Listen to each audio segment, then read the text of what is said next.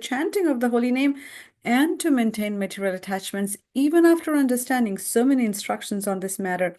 It is also an offense to be inattentive while chanting. Every devotee who claims to be a Vaishnava must guard against these offenses in order to achieve the desired success. Krishna Prema. Hare Krishna devotees, I welcome you all for joining Bhakti Sangha Japa conference call. Before we proceed to our next session, which is the Srimad Bhagavatam Katha, if you could please unmute yourself, announce your name, and give me the opportunity to welcome you all in this platform. Hare Krishna. Hare Krishna, Mataji. All glories to Prabhupada, all glories to our Guru Maharajas. This is Dheeraj Chaudhary from Calcutta. Hare Krishna. Hare Krishna, Dheeraj Prabhuji, please accept my humble obeisances. All glories to Srila Prabhupada, all glories to all our Guru Maharajas. Thank you so much for joining Bhakti Sangha Japa conference call. Thank you for your chanting, Prabhuji. Welcome. There was a Mataji. You were also announcing your name. I did not catch it. Hare Krishna, Nina Mataji, Dandavat Pranam, Srila Prabhupada ki jai, Guru Maharaj ki jai, Priti Dasi from Shak. Hare Krishna. Hare Krishna, Priti Mataji. Please accept my humble obeisances. All glories to Srila Prabhupada and Guru Maharaj. Thank you always for joining Bhakti Sangha Japa conference call, Mataji. Thank you so much for your association. Please keep blessing us. Hare Krishna. Hare Krishna. Hare Krishna, Nina Mataji. Small announcement. Dear devotees, please kindly pray for Shamagauri Mataji's father who just passed away. His name is His Grace Haridas Varyadas.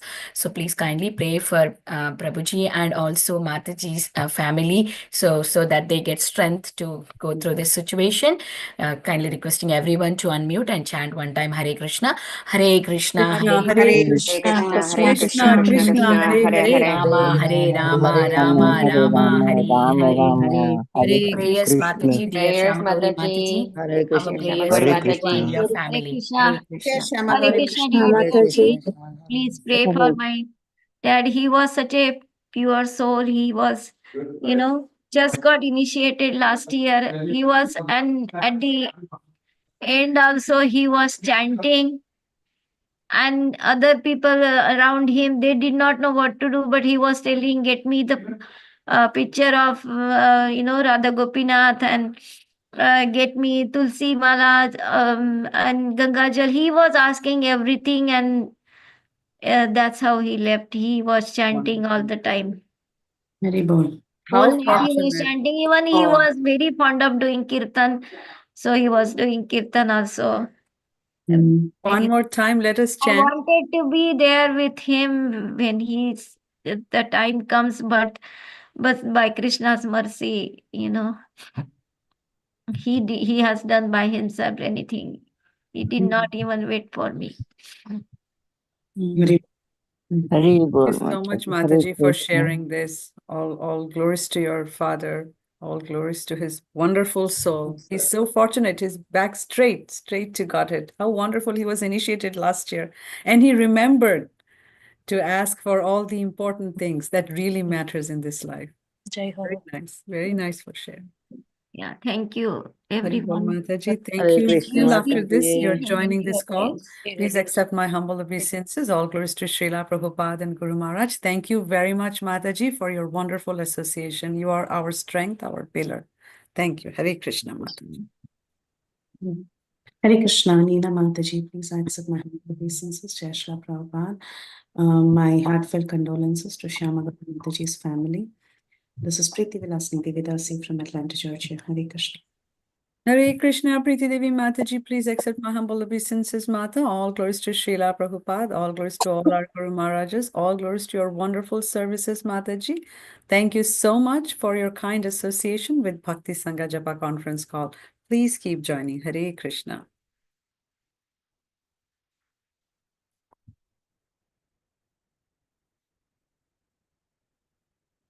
Hare Krishna, Nina Mataji. Please accept my humble obeisances. All glories to Srila Prabhupada and all the assembled devotees. This is Induleka Karna Devi Dasi. Prayers for Shamagauri Mataji's father and praying for her full family. Thank you so much for all your wonderful services, Mataji. Hare Krishna. Thank Hare Krishna Indulekha Mataji. Please accept my humble obeisances, Mata. All glories to Srila Prabhupada and Guru Maharajas. All glories to your wonderful, consistent services every day, Mataji. Thanks for offering your prayers for Shamaguri Mataji's family, and welcome to Bhakti Sangha. Hare Krishna. Hare Krishna, Nina Mataji, your Guru Srila Prabhupada and Guru Maharajas. My humble obeisances to you and all the devotees. This is Krishna Kumari Devidasi from Dala. My condolences to Shyamaguri Mataji, and we will pray for her father. Hare Krishna. Hare Krishna Mataji, please accept my humble obeisances, Mata. All glories to Srila Prabhupada and Guru Maharaj. Thank you regularly for joining Bhakti Sangha Japa conference call. Thank you for your wonderful chanting, Mataji, and thank you for your kind association. And welcome to Bhakti Sangha. Devotees, we have His Holiness Candramauli Swami Maharaj, who will be our keynote speaker today and enlightening us from Srimad Bhagavatam. And here comes a brief introduction for His Holiness.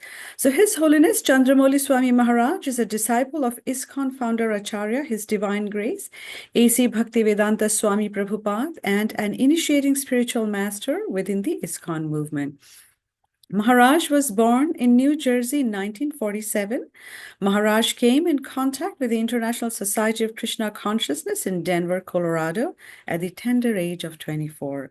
In 1973, he began practicing Krishna consciousness in New York City, and shortly thereafter began serving at the New Vrindavan Farm community in West Virginia. That same year, he received initiation from His Divine Grace, A.C. Bhaktivedanta Swami Prabhupada. In 1986, His Holiness Candramauli Swami Maharaj accepted the sannyas order in Cincinnati, Columbus, Ohio. In 1995, he began serving as a resident sannyasi in Chicago, where he was based until 2013, when he relocated to Karlovac in Croatia, at Europe. At present, Maharaj offers spiritual guidance around Europe, US, and India. Maharaj has also written a book called Krishna's Way, Natural Living, about the importance of Varnashrama Dharma and spiritual ecology. How wonderful. That was a very brief intro for His Holiness Candramauli Swami Maharaj. I don't see Maharaj has joined yet, so you can continue to unmute yourself and announce your name so I can welcome you on this platform. Hare Krishna. Hare Krishna, Nina Mataji, please accept my humble obeisances. All glories to Srila Prabhupada and Shri Guru and Shri Gauranga, and all the glories to the assembled devotees. This is Manjri Lila Devi Dasi from Naperville, and my heartfelt condolences to Shama Gauri Mataji's father and her family. Mataji, thank you. Hare Krishna. Hare Krishna, Mataji, Hare Krishna. Please accept my humble obeisances, Mata. All glories to Srila Prabhupada and Guru Maharaj. Thank you so much for your wonderful chanting every day, Mataji. It's so inspirational. And thank you for your association in Bhakti Sangha Java conference call, Mataji. Please keep joining. Hare Krishna. Hare Krishna. Hare Krishna, Nina Mataji. Please accept my humble obeisances to all the assembled devotees. All glories to Srila Prabhupada, all glories to Shri Guru and Gauranga. And my prayers for Shamaguri Mataji's father. Thank you so much, Mataji. This is Sundarangi Radha Devi Dasi from Canada. Hare Krishna, Sundarangi Mataji. Please accept my humble obeisances, Mata. All glories to Srila Prabhupada and Guru Maharaj. Thank you so very much for joining Bhakti Sangha Japa conference call, Mataji. Please keep giving us your association. Hare Krishna. Hare Krishna Mataji, please accept my humble obeisances. All glories to Srila Prabhupada and Shri Guru and Shri Gauranga and all the assembled devotees. This is Yashamati Priya Devi Dasi from Chicago, and prayers for the departed soul of Shyamagari Mataji's father and his family. Thank you so much, Mataji. Shamagari Mataji, all the wonderful devotees are praying for you, for the wonderful soul of your father. It's so fortunate. Hare Krishna Mataji, please accept my humble obeisances. All glories to Srila Prabhupada and Guru Maharaj. Thank you so much for your kind association, Mataji. Please keep joining Bhakti Sangha Japa conference call. Welcome. Hare Krishna, Nina Mataji, Dandavat Pranam to you and all Vaishnava. Srila Prabhupada, Srila Gurudev ki jai. Vrinda praying for Shamaguri's father and his family. Dandavat Pranam Mataji. He entered to hold Srila Prabhupada Dhoti in Shri Golok Vrindavan Dham. There you go. Thank you so much, Mataji, and thank you so much, all the devotees, for your wonderful prayers.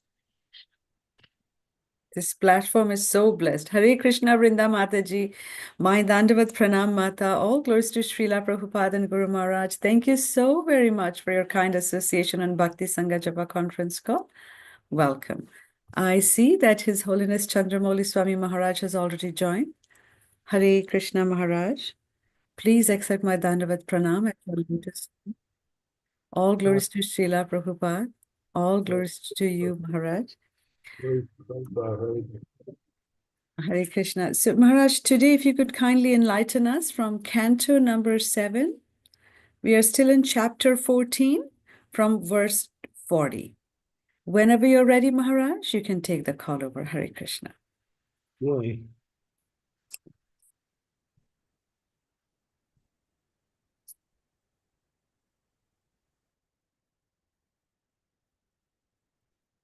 Om Namo Bhagavate Vasudevaya.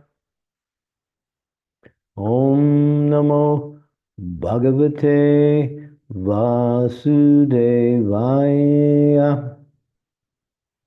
Om Namo Bhagavate Vasudevaya. Tato chayam harim kechit samstradaya saparsyaya upasata upastapi nartada purushan dvisam. Sometimes a neophyte devotee offers all the paraphernalia for worshiping the Lord, and he factually worships the Lord as the deity. But because he is envious of the authorized devotees of Lord Vishnu, the Lord is never satisfied with his devotional service. Purport: deity worship is especially meant for purifying the neophyte devotees. Actually, however, preaching is more important. In Bhagavad Gita 18:69, it is said, Nacha tasman manusheshu kaschid me priyati krita maha. If one wants to be recognized by the Supreme Personality of Godhead, he must preach the glories of the Lord. One who worships the deity must therefore be extremely respectful to preachers.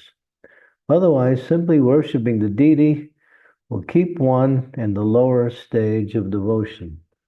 Om Gyan Timirandasya Gyana Jana Salakaya Chaksu Unmilitam Yena Tasmai Shri Gurave Namaha.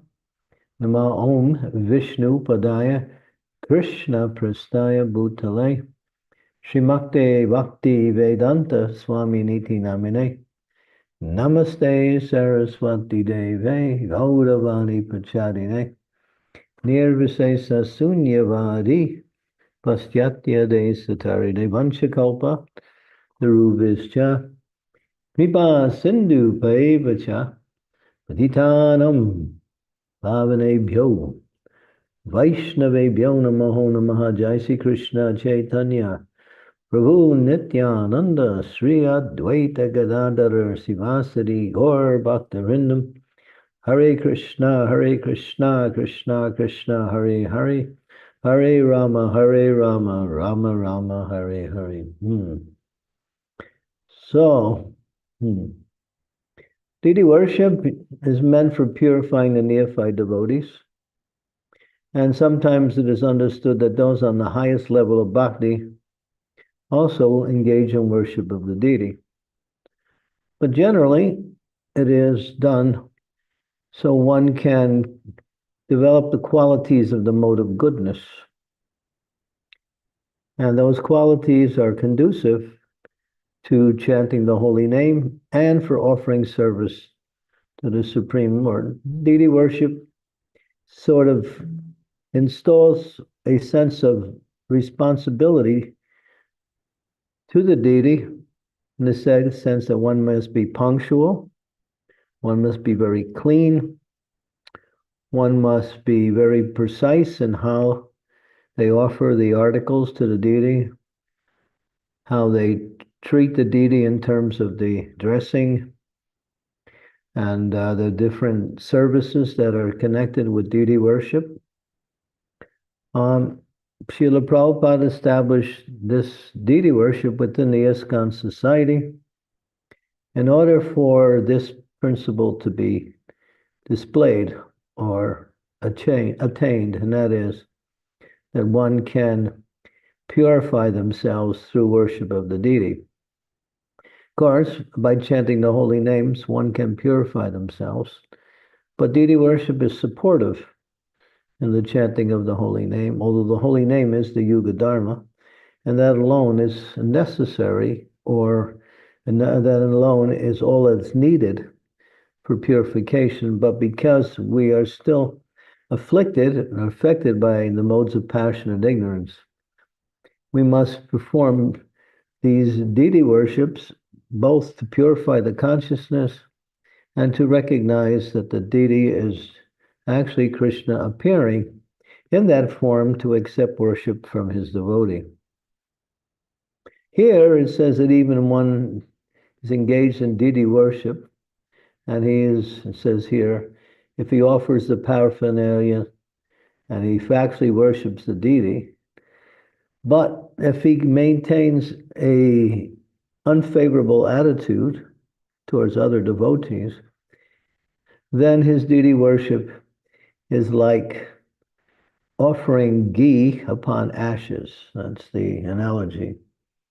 Ghee is meant to be offered into the fire, and that inspires the fire to blaze brighter, and that's done for yajnas. But if you throw ghee on ashes, what is that? It means there's no intelligence there. So it is understood that the person who's worship of deity should see within the deity that same deity is in the heart of all of the other devotees. Not that that deity is simply on the altar and that's the only place, but he is situated in the heart of all living entities, and therefore that is real deity worship. That is actual, factual deity worship. To understand and to develop the understanding that Krishna, who is now being worshipped on the altar, is the same Krishna that's in the heart of all living entities. Therefore, respecting, serving Vaishnavas is a requirement for purification and advancement in devotional service. But if one is envious of other devotees, as it says here, of the authorized devotees, in other words, those who preach, it says in the listings of the 10 offenses to the holy name, that one who blasphemes the devotees who have dedicated their lives for the propagation of the holy name of the Lord. This is the first offense against the holy name. And therefore, one can never chant the holy name in the proper mood or get purified by that chanting if they're committing these offenses. Especially, this first one is called Hasti Aparad. Hasti means elephant. Aparad means offense. The elephant, you make a nice garden, and you have so many flowers and trees and so many decorations within the garden, beautiful garden, and then you let an elephant run into your garden. So that's considered, the understanding is that if you're worshiping the deity, but you are finding fault with the great souls who are worshiping the Lord through the process of preaching the glories of the Lord, then your deity worship is practically useless. And at the same time, you're committing offense to these living, and therefore you won't be able to chant. So what does it say here? Krishna says that my devotees are more important to me than my own self. One who worships Krishna must actually worship Krishna through worshiping his devotees, because the devotees actually bring us Krishna. It is the devotees who teach us about Krishna. It is the association of devotees who purify us from our anarthas so we can practice Krishna consciousness in a more progressive way without any deviations. It is the devotees that take care of each other in the process of devotional service. The devotees are the real gems in our Krishna consciousness. And unless we have a respect and associate with and serve devotees, we'll never be able to understand this Krishna conscious movement. We remain on what is called the very lowest platform, called neophyte platform. Neophyte means, yes, I have regard for the Lord. I also understand the spiritual master, but the other devotees are simply a botheration. They get in my way. Actually, and then some of the symptoms of a neophyte, they also talk about the glories of the non-devotees. They see the qualities of the non-devotees as being glorifiable. They can't recognize who is actually a devotee and who is not a devotee, because they are so much in the mood of their own devotional service, at least what they call their devotional service. So in the Bhagavatam, it recommends that one must get off this neophyte platform and come to the next stage, which is the Madhyamam platform, by which the execution of devotional service is carried on successfully. There are three platforms: Kanistha, neophyte; Madhyamam, middle; Uttamam, topmost. We may start on the neophyte platform, but that's the springboard or just the beginning. We should move quickly out of that into the second stage. And the third stage is very rare to attain, only from those very exalted personalities. So our whole Krishna consciousness movement operates on the second class platform. And what are the characteristics of the second class platform? They give their love to Krishna in the form of their devotional service. They make friends with other devotees and serve other devotees in that friendly relationship. They preach to the innocent, the conditioned souls, and they very carefully neglect and avoid the atheist, the materialists who are envious of the devotees, who are blasphemous. In other words, those who are against devotional service. These four characteristics is the ornaments of the devotee in Krishna consciousness, and one must adopt these four. And making friends and sharing Krishna consciousness with other devotees is required in order to, because it is about sadhu sangha. Sadhu sangha, sarva shastri hoy, lavamatta, sadhu sangha, sarva siddhi hoy. So associating with and serving devotees is the happiness that devotees enjoy in Krishna consciousness as they chant together, serve together, glorify the Lord together, and assist each other in their own devotional service. In the Nectar Devotion, there are 11 verses. In the fourth verse, it's explained that there are 6 loving exchanges between devotees. Giving gifts to a devotee and receiving gifts from that devotee. Revealing one's confidential thoughts of the mind and hearing one's confidential thoughts. Giving prasadam, receiving prasadam. These are 6 things. Now you might say one is giving and one is receiving, but the medium is always Krishna consciousness. Therefore, each one of these are equal in spiritual practice. Just like someone asked Prabhupada, what is better, to take prasadam or to serve prasadam? Prabhupada said they are equal because Krishna is the medium by which prasadam is being exchanged. So even if one is serving prasadam and the other one is eating prasadam, one is not better than the other or more advantageous than the other because Krishna is the medium by which the exchange is being made, which is Krishna in the form of transcendental foodstuffs. So that's an example.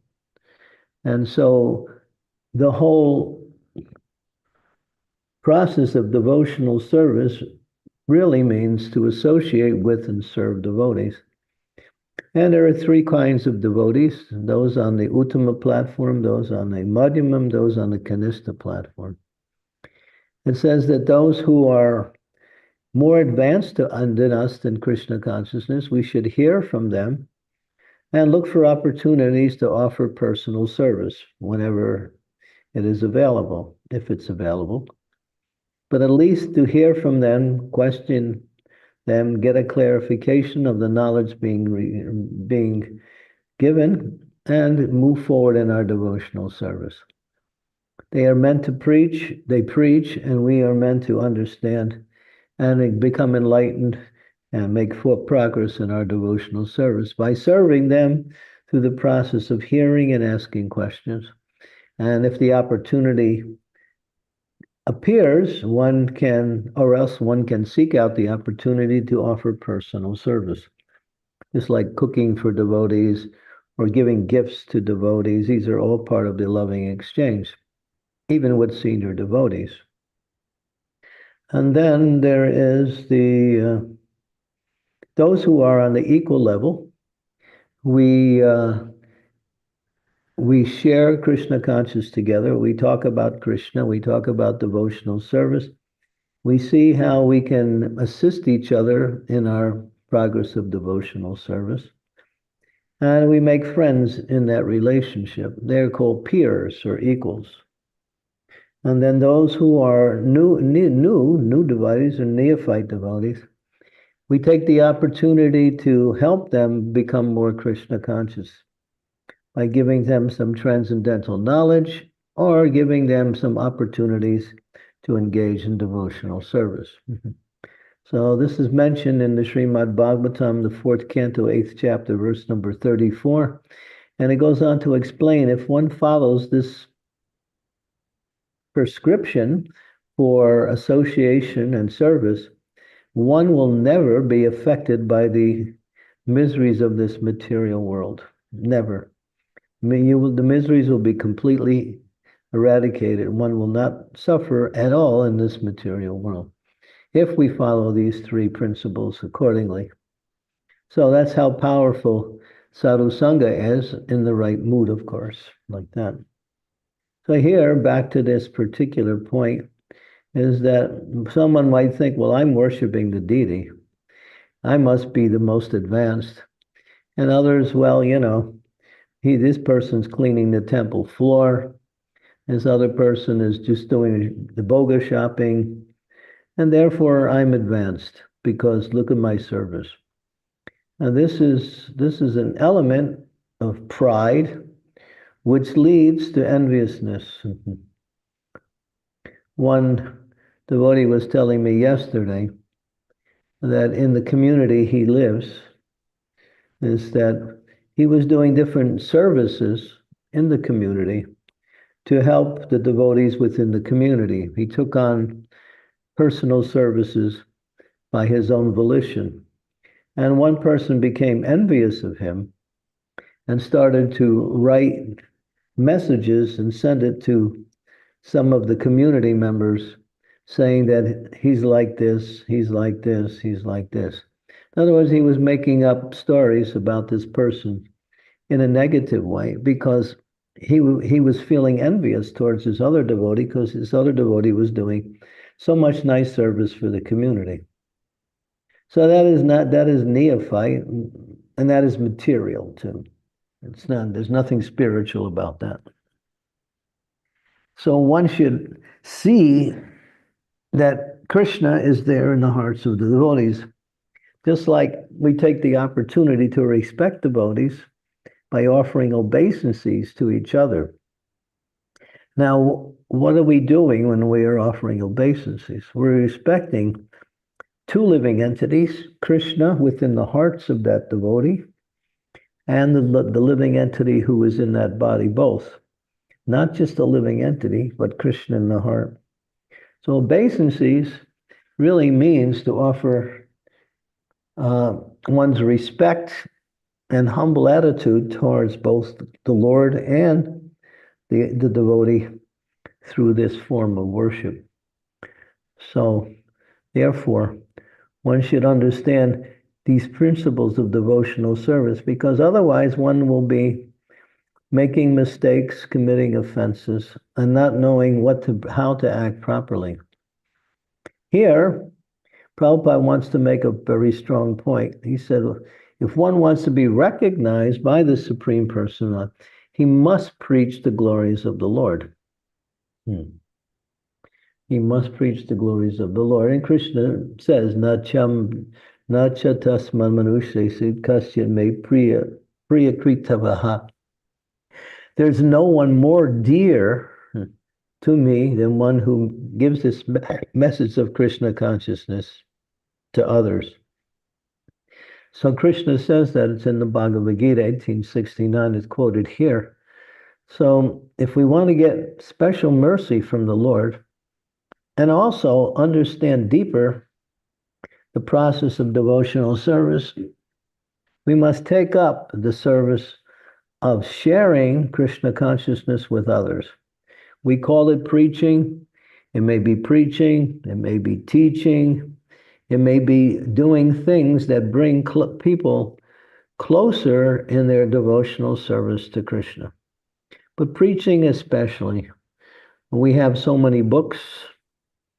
The philosophy is there. Not only is the philosophy given, but the explanation of the philosophy is also given. These books, as Prabhupada said, must be read by our devotees and not simply for distribution. These books, he said, I wrote for the devotees. And of course, we distribute it to the non-devotees so they can also come to Krishna consciousness. Therefore, by bringing the non-devotees into the association of devotees and making them devotees is we might say, the service that is very, very pleasing to the Supreme Personality of Godhead. And we can see it by example. What is that example? Why does the Lord come to this world? To inspire the living entities to take up service towards him. So the Lord wants to see every living entity to come back to him in devotional service. He comes personally to deliver others, and those who assist him by taking up the process of preaching become very dear to him, because this is his mission, is to make everyone his active devotee. Everyone is the devotee by nature, but because they are covered by the illusionary energy, the material energy, they don't recognize who they are, what is their purpose of life, and therefore they're suffering. Everyone in the material world is suffering. Why? Because they can't be happy with something that is contrary to their nature. We are spiritual. Material nature is jada, it's temporary, and it's full of misery, in the sense that one who accepts material life for some kind of happiness must also accept the miseries that come by nature. It says that every activity of sense gratification has two principles to it.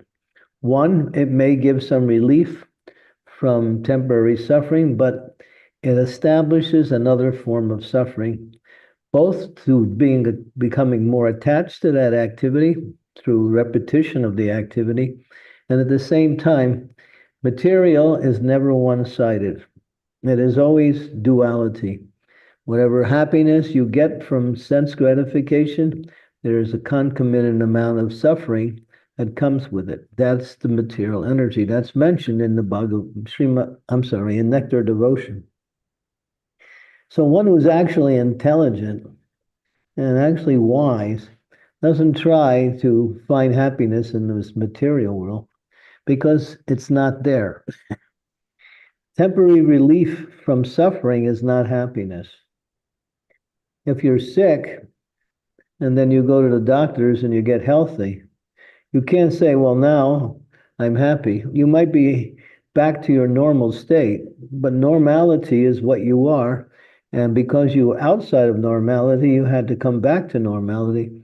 So can we call that happiness? No, it's just a relief from the suffering. We're hungry. That can be also painful. We eat something, we satisfy the hunger, and that is a relief from the suffering. We feel lusty, so we try to satisfy our lust in different ways. We get a relief temporary from that lusty feeling, and what happens? We think we're happy. But then again, no material form of sense gratification can give permanent happiness or even longevity. That is, it comes and it goes. And therefore, when it goes, creates all kinds of suffering or misery, anxiety. People in the material world are always anxious. And therefore, that's another form of suffering. What will happen next? If I do this, what will happen? If I don't do this, what will happen? If I go there, what will happen? If I do this, will some dangerous thing happen? And so anxiety is there. I want to get this, and if I don't get this, then I can't be happy. And even if I get this, will it guarantee me happiness? No. No, this world is kunta.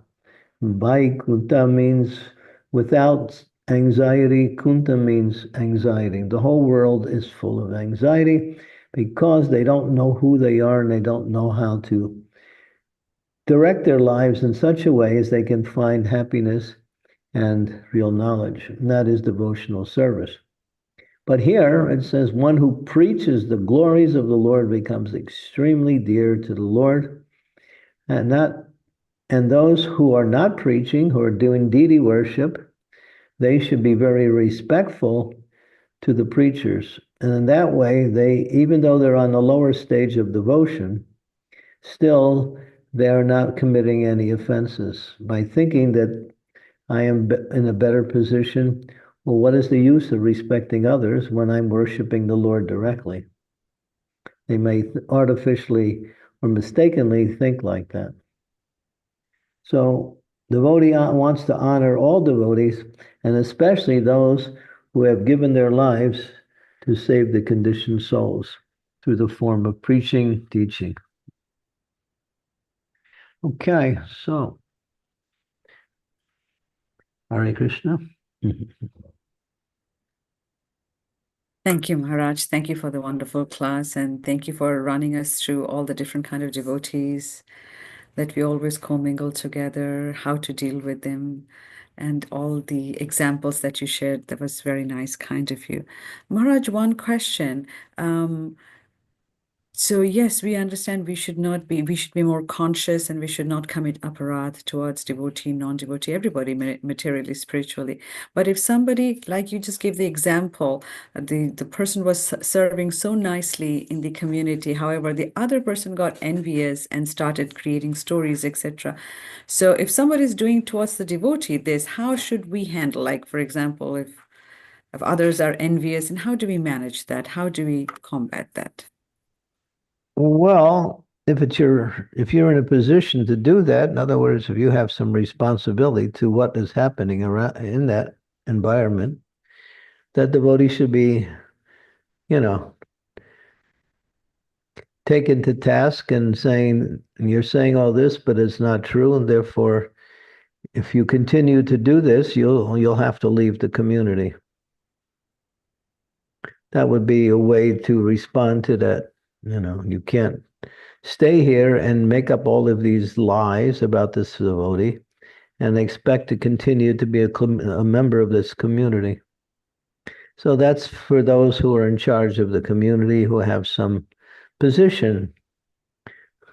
But those who don't and see that, they can report that to those who are in the leadership position and say, this is what's happening. Look into it. It makes me feel really unhappy and sometimes angry when I hear this devotee doing so many nice things and he's being criticized for doing this. This is called blasphemy. There's criticism and then there's blasphemy. What's the difference? Criticism means I see something wrong in you and I bring it out. Blasphemy means I look for something in you that I think is wrong, and I make that your character description. In other words, you look for a fault, even though there isn't a fault. And then you take that so-called fault and you broadcast that. That's called blasphemy. Daksha, when he came into the assembly, Lord Shiva was in meditation and he didn't get up to honor Daksha. Everyone else did. So Daksha, being very reputable, and of course, Lord Shiva is his son-in-law also. He was married to Daksha's daughter, Sati. He started to criticize Lord Shiva in so many different ways. And he found fault with Lord Shiva on a personal level. That was blasphemy.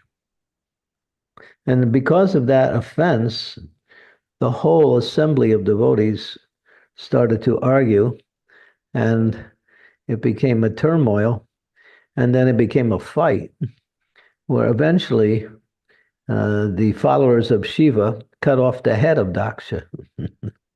He lost his head. But they gave him another head of a goat, so he had to live with a goat's head for the rest of that life as Daksha. So here was an example of blaspheming a great soul, Lord Shiva. And what was the reactions? Very heavy reactions. So even if no one does anything to that person who's causing this blasphemy, Krishna will. He'll do something as a reaction to that devotee. He can't tolerate his devotees being criticized or blasphemed. And so says one should always see the good in all devotees and take the opportunity to serve devotees whenever the opportunity arises, and even look for the opportunity. Vaishnav Seva, Lord Chaitanya put that above everything else, serving the Vaishnavas. He was God himself, but he was doing personal service for his devotees, his followers. Not only to teach others what is the standard, but also he was in that mood to serve the devotees. And he was God. That's Lord Chaitanya. So to answer your question, it shouldn't go on. It should be cut at one point.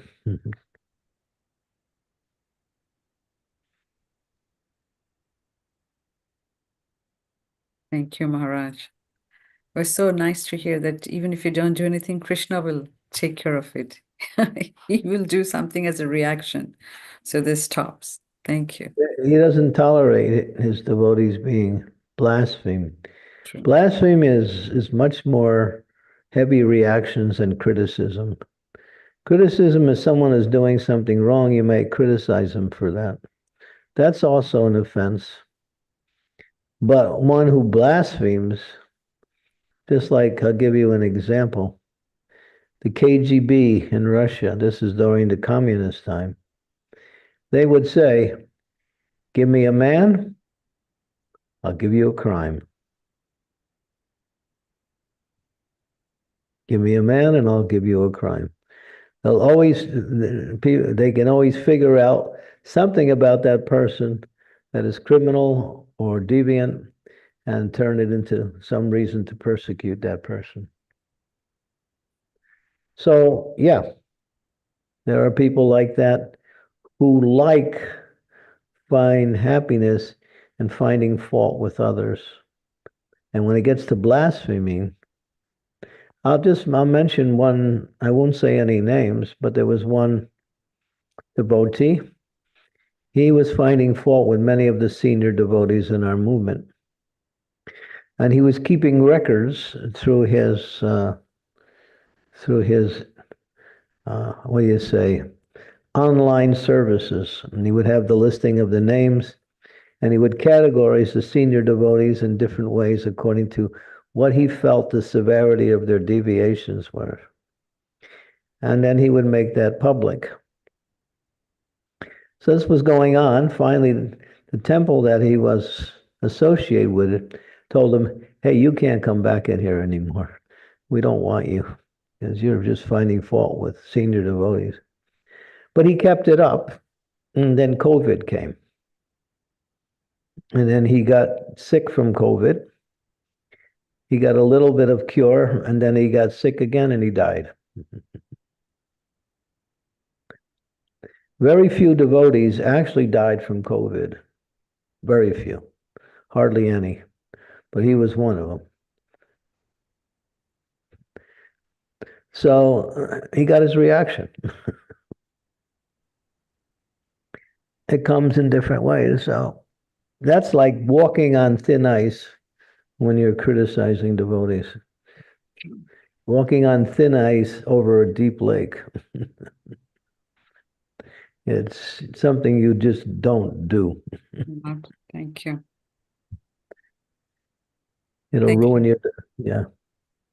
But there's people who have a critical nature.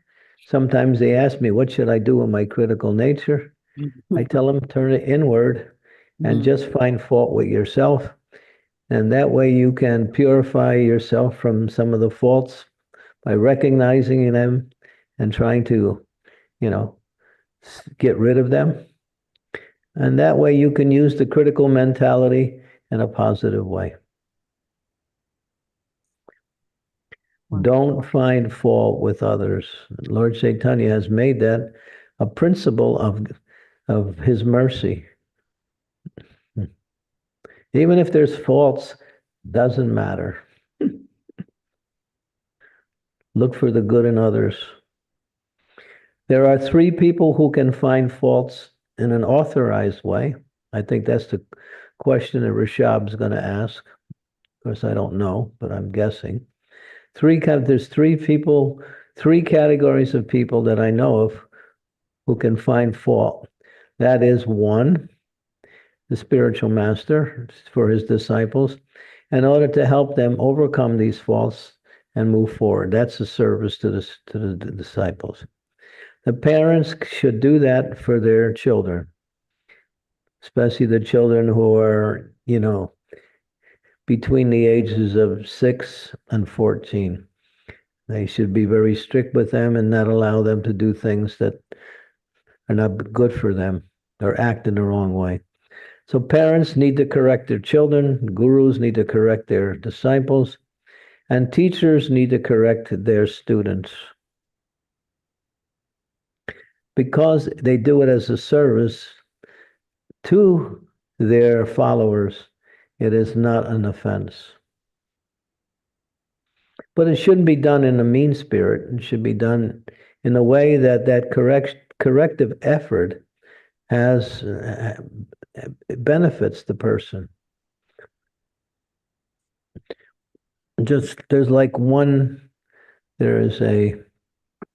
There's a nice verse, you can turn to it. Srimad Bhagavatam, 5th canto, 5th chapter, verse 15. 5:15. This is about guru and disciples, how the guru should somehow or other uplift their disciples. It's a nice verse. it's very instructive for anyone who's in the position of taking care of others, who have responsibilities for others, especially gurus. So go down to the translation. Someone read. If one is serious about going back home, back to Godhead, he must consider the mercy of the Supreme Personality of Godhead, the summum bonum and chief aim of life. If he is father instructing his sons, a spiritual master instructing his disciple, or a king instructing his citizens, he must instruct them as I have advised. Without being angry, he should continue giving instructions. Even if his disciple, son or citizen, is sometimes unable to follow his order. Ignorant people who engage in pious and impious activities should be engaged in devotional service by all means. They should always avoid fruitive activity. If one puts into the bondage of karmic activity his disciple, son, or citizen who is bereft of transcendental vision, how will one profit? It is like leading a blind man to a dark well and causing him to fall in. Now there's the mode here. Should instruct his citizens. This is Rishabdev. He's the Supreme Personality of Godhead. He's speaking. So this is the Lord himself who's taking the role as a powerful personality. Without getting angry, being very tolerant, and somehow continuing to instruct them instead of giving them some activities that will make them become very fruitive. Fruitive means some activities that will give them some benefit on a personal level, material benefit. And that puts one in karmic activity, that what puts one in bondage. And therefore, that is a disservice. Now, this is nice, and this is coming from Krishna himself in the form of his incarnation as Rishabdev.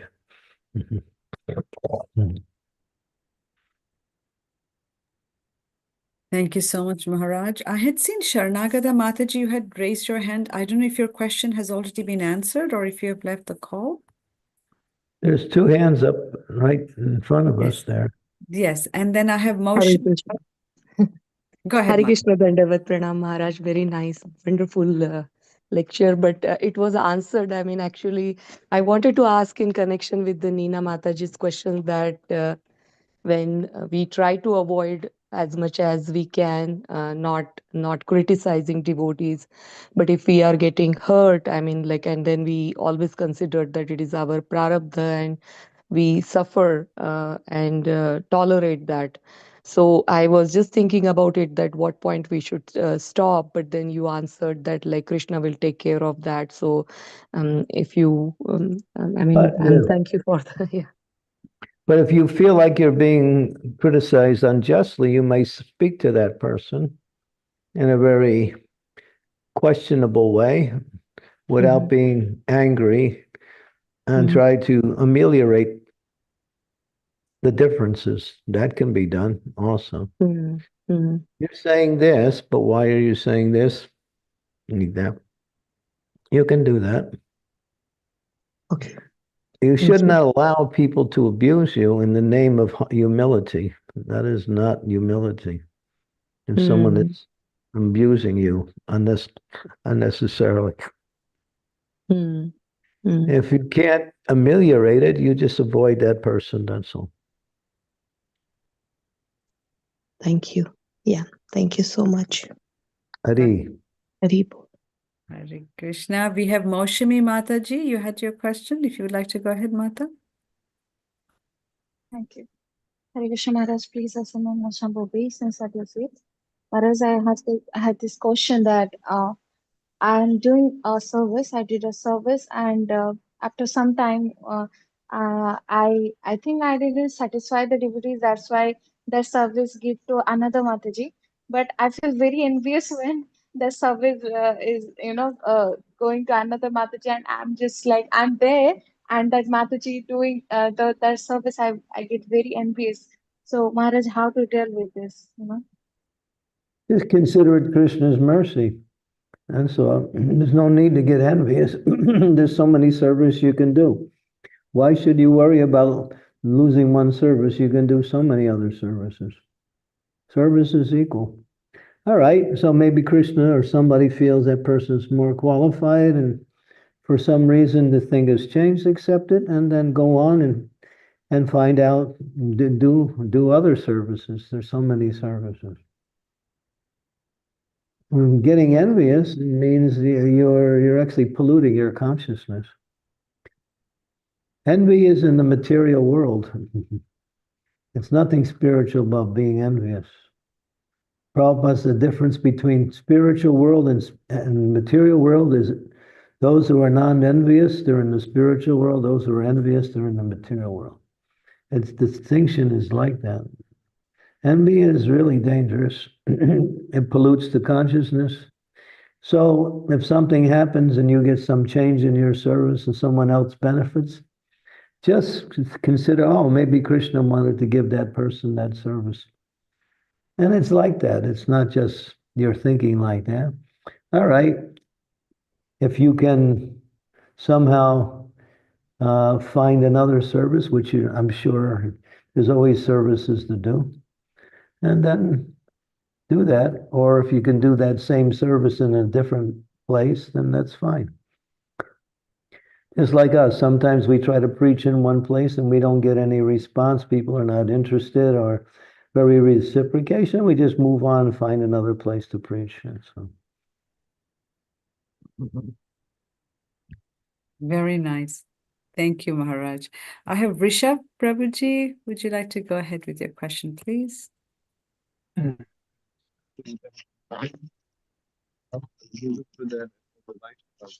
Prabhuji, you're getting cut off. We are not able to hear. Can you hear me?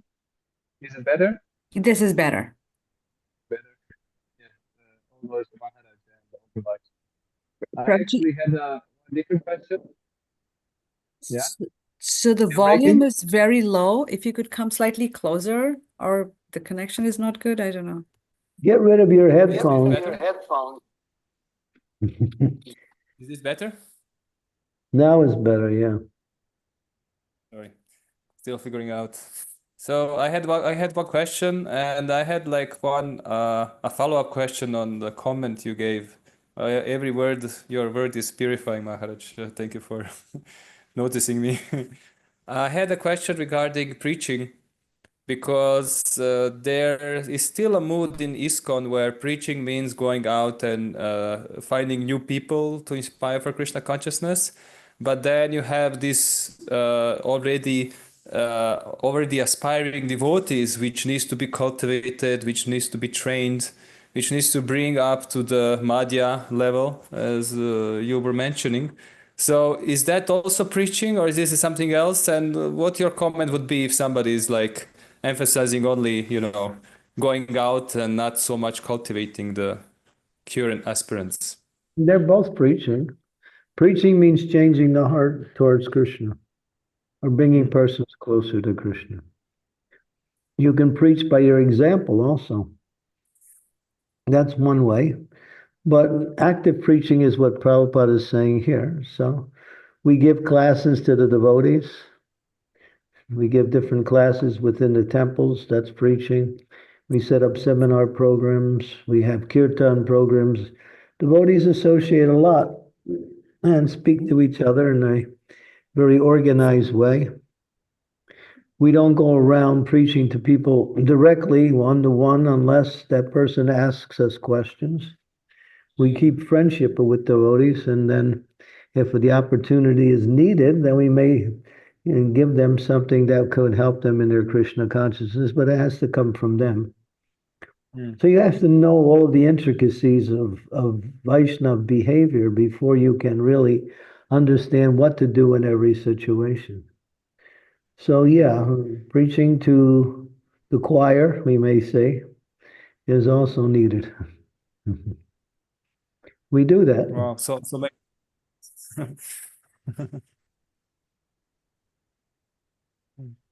That's needed, yeah. it's amazing. So such a deep levels of preaching. Different levels. And I have a follow-up program. If you understand this term, preaching means to change the heart towards Krishna. Keep that in mind and use that as the modus operandi.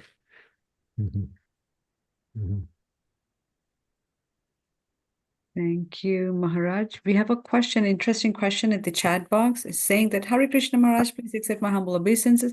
Maharaj, what should we do when the temple management is not treating Srila Prabhupada's disciples properly and is taking away their services? I'm not going to manage. I'm not here to manage temples right now.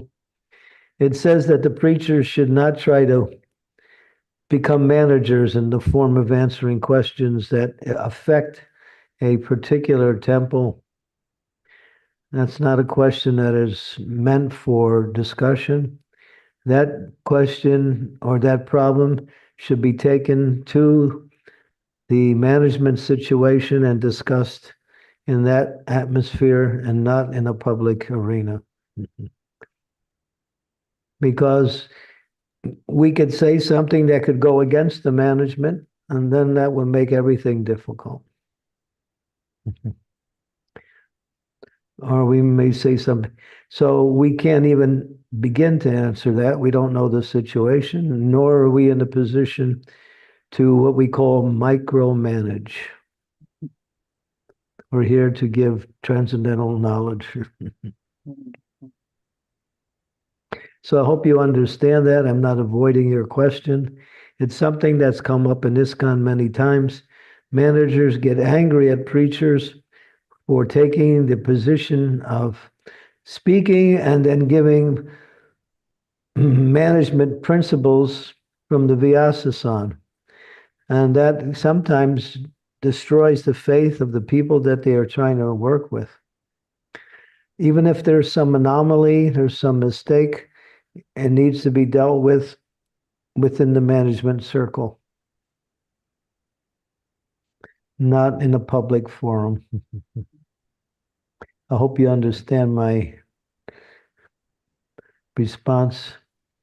We don't want to put ourselves in becoming the managers of other people's managing responsibilities. That is not allowed. And that angers managers many times. And therefore, sometimes they won't allow that preacher to come back into their in their area, because they sometimes destroy what the managers are trying to do. So if there's some mistake on the organizational level, it should be rectified on the organizational level.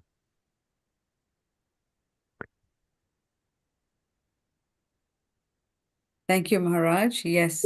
It's just like you come to me and say, well, this husband and wife, they're fighting all the time, and they fight over this situation. So if I come in there and say something that favors the husband, the wife will get angry. If I say something that favors the wife, the husband will get angry. So you don't bring any solutions into it, because you really are not in a position to take on that responsibility. And that's very popular in the material world. Everyone wants to change everybody else without even knowing about the person they're trying to change. They see something and all of a sudden they create a profile of that person based on some little thing that they see. Oh, this person did this, therefore they're like this. And that causes so much what is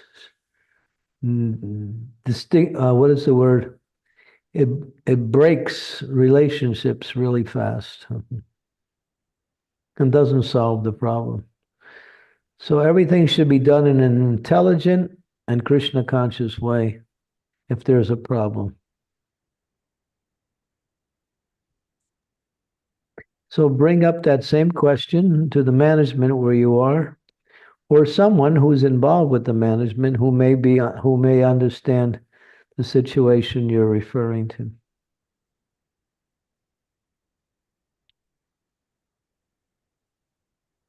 Thank you, Maharaj. Thank you so much for your insight. Rishabh Prabhuji, you had another question? Yes, if I may.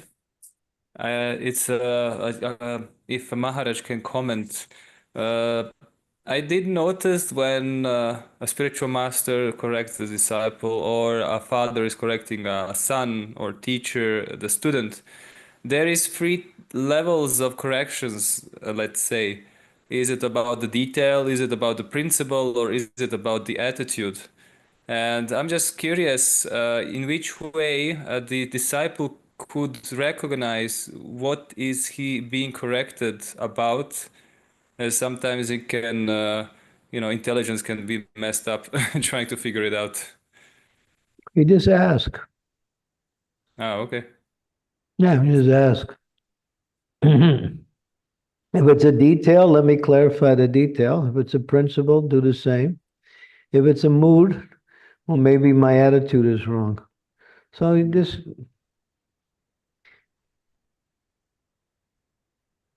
Okay. sometimes Prabhupada would respond to a situation based on the person's wrong mood.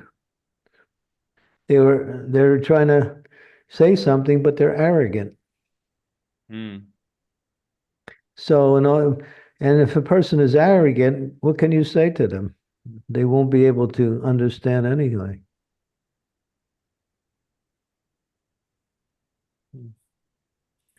I guess this mood is really hard to correct. No, it's not hard. It's just you have to know how, that's all. Oh, okay. Okay. If you know how, it's easy. If you don't know how, it's hard. Yeah. Yeah, because they say that the disciple advancement is based on his attitude. So, there are many intelligent devotees, they can know the principles, they can know the details, but then it's like attitude is like, it's the hardest one to change or something. But That's as you said, yeah. what are we talking about in this verse here? This verse is a person's worshiping the deity very nicely. But Krishna is not at all accepting that worship because they're envious towards devotees. Their attitude is not right.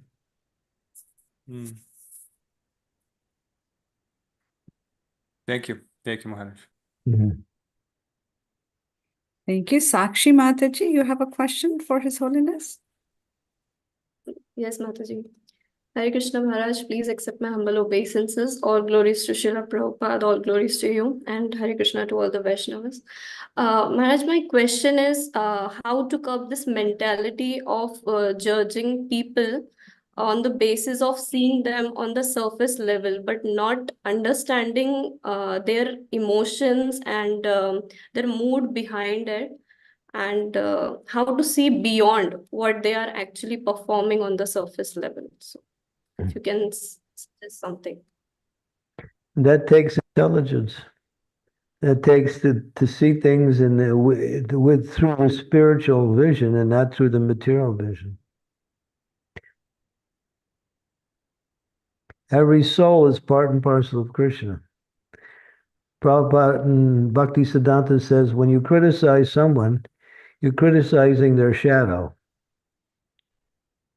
because the person is pure. The shadow is what is covering that purity, and therefore that's their faults. A person's faults is his shadow. Because the soul is by nature pure, it has no fault.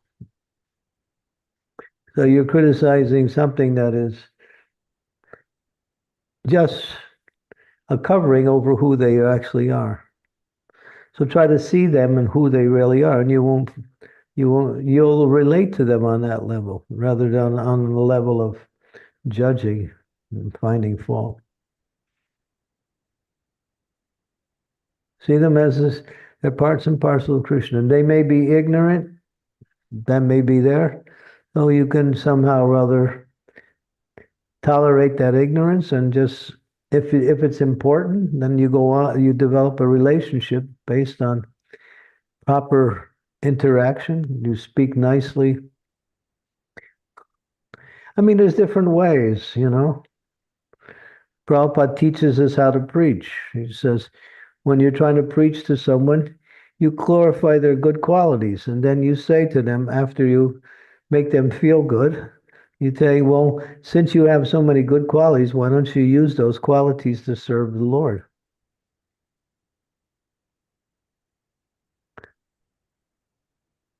I mean, it takes, it takes some intelligence to see the situation and act properly. But avoid the negative and always go for the positive. And if another person's activities are disturbing you, then you can do two things. You can see why you're being disturbed, what is about you that's causing you to become disturbed by someone else. That's the most deepest aspect of that understanding. And the other one is, if the disturbance is there, you just have to distance yourself away from that so you can stop that disturbance. That's all. But if you have a relationship with that person, then you can talk about it. My dear sir, my dear madam, you're saying this, but why are you saying this? Please help me to understand what you're saying.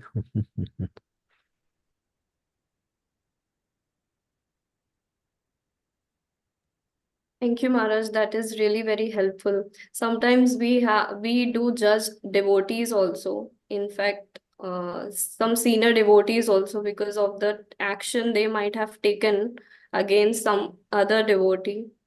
So, but yeah, we should ask them humbly, of course. Devotees shouldn't fight. They should find ways to work together. If you can't work together, you can always find people you can work together with. You may not work together with everyone.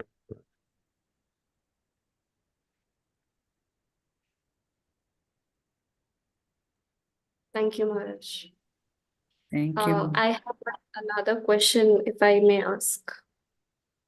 Can I? So Maharaj, sometimes our chanting goes on and off.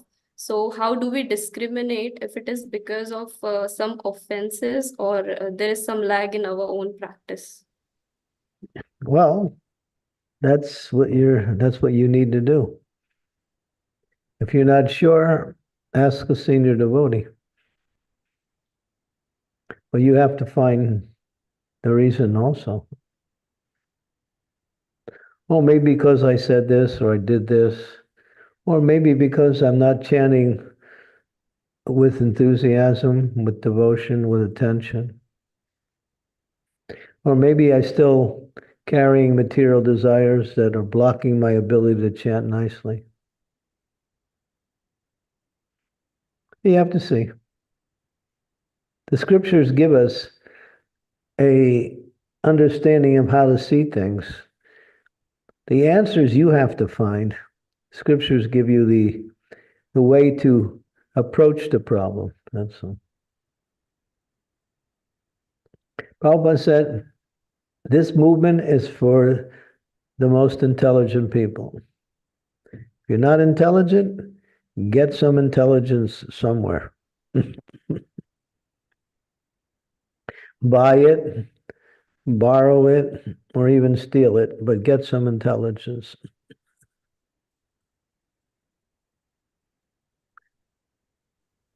Thank you, Maharaj. We have a quick question on the chat. It's saying that Hare Krishna Maharaj, Dandavrat Pranam. Could you please shed more light on how the father could not be angry but yet correct the child? I observe somehow the anger comes, even though the correction is the motto, the anger comes out automatically. Any thoughts on that, Maharaj? Usually when they get angry, that means the child is disturbing the father and the father feels disturbed. we should not be disturbed when our disciples, children, are doing the wrong thing. We should be very enthusiastic to help them. Why should we get angry? Angry means what you're doing is disturbing my peace of mind. So it's about me, not so much. Don't take on the responsibility of helping others if you're going to get angry at others when they're off. Use logic, patience, some compassion, some concern, and some intelligence in order to find ways to correct their faults when it's required. Getting angry just blocks your ability to understand things, and it indicates that you are being disturbed, and therefore you're showing your disturbance in the form of getting angry. Sometimes Prabhupada would get angry to use that anger as a means for correction. But I don't say everyone should adopt that. You have to be able to do that. That means usually anger controls us, but there's devotees who are they're advanced, they can use anger as a tool for correction. And they're not controlled by anger. I had to do that in class today. There was one boy, he was just out of line, and I got angry. And it took that anger to get him back into his position, to let him know that what he was doing was just so much a disturbance to what we were doing. And it worked. I made a point. If I would have tried to explain it to him very nicely, which I had done in the past, it doesn't work. Now at the end of the class, he came up and he apologized, and he was very much sorry for acting the way he did, and everything was okay. But my anger was, and it was there, just to, had gotten to the point where I had been trying different ways to change his mood, which was, for me, disturbing the entire class. And it didn't work, so it took anger, and it worked. Hare Krishna. Thank you, Maharaj. Maharaj, do you still have time to take one or two more questions? The time is fine with me. We're 10 minutes over time, but we can go for another 5 or 10 minutes. Okay, so there's one quick question on the chat.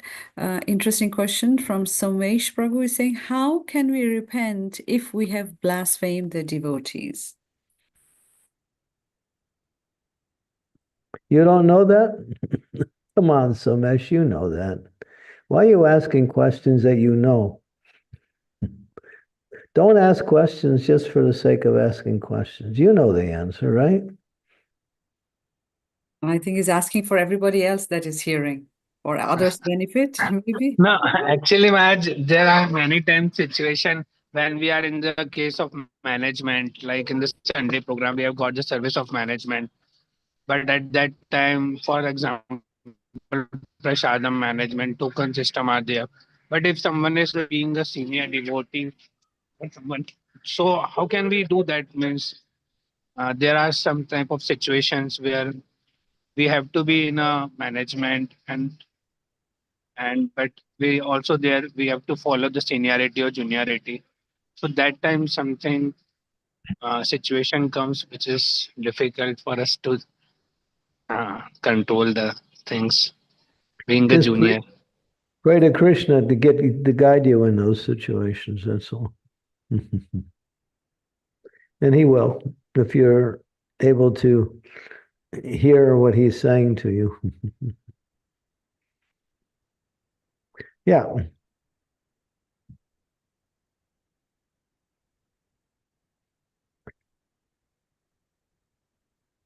I see you have so many new people on the call now.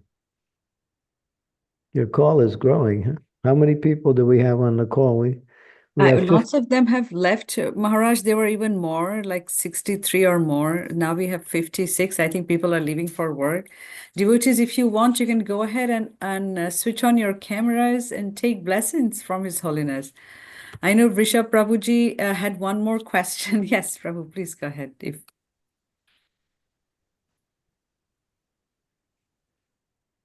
Hmm.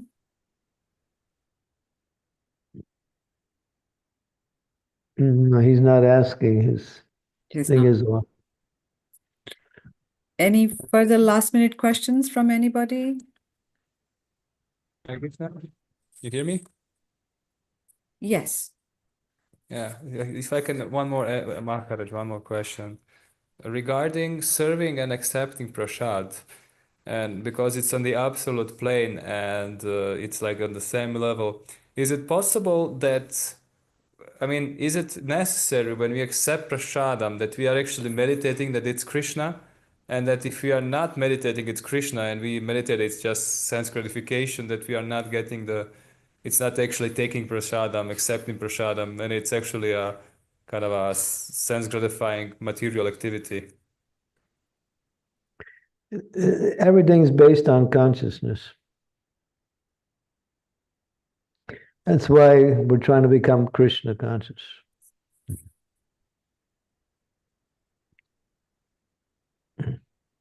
Your consciousness is really the principle of your advancement in spiritual life. How much you see Krishna and everything in Krishna, how much you work according to the standard principles as given in the Shastras by Guru and Krishna, and you adopt the proper consciousness, that's all.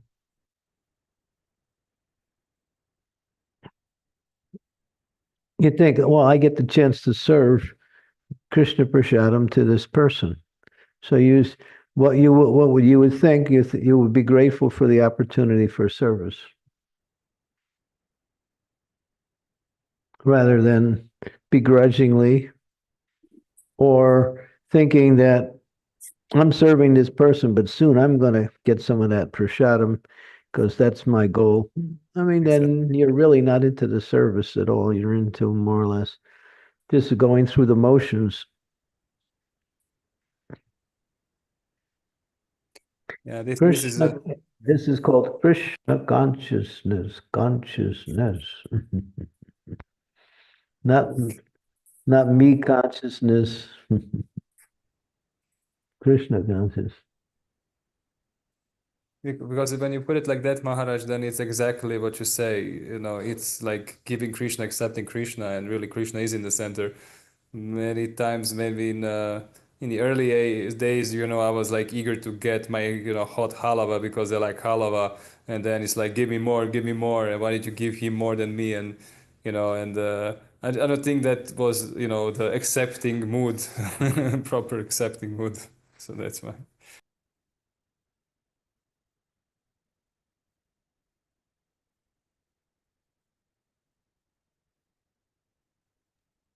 There's one question in the chat.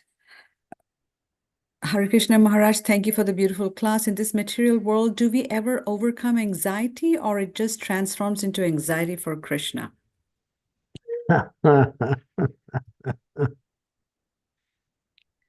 It's both. There's certain things that you have to get rid of, and there's certain things you have to purify and turn it into devotional service. Depends what it is. You should think, oh, I can't serve good enough. Therefore, I want to serve better. So there's some spiritual anxiety there. The anxiety is, well, I need this. I didn't get it, so I'm in anxiety. That's material. You have to get rid of.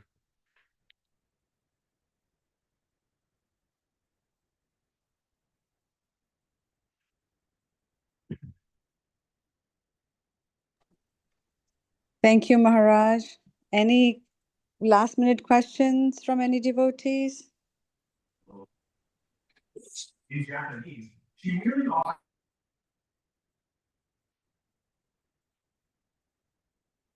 If none, we can end the call, Maharaj. Yeah. Thank you so much for your kind association. Devotees, let's offer our obeisances at Maharaj's holy feet. Vanchakalpatarubhyascha kripa Devacha patitanam pavanebhyo Vaishnavebhyo namo namah. Maharaj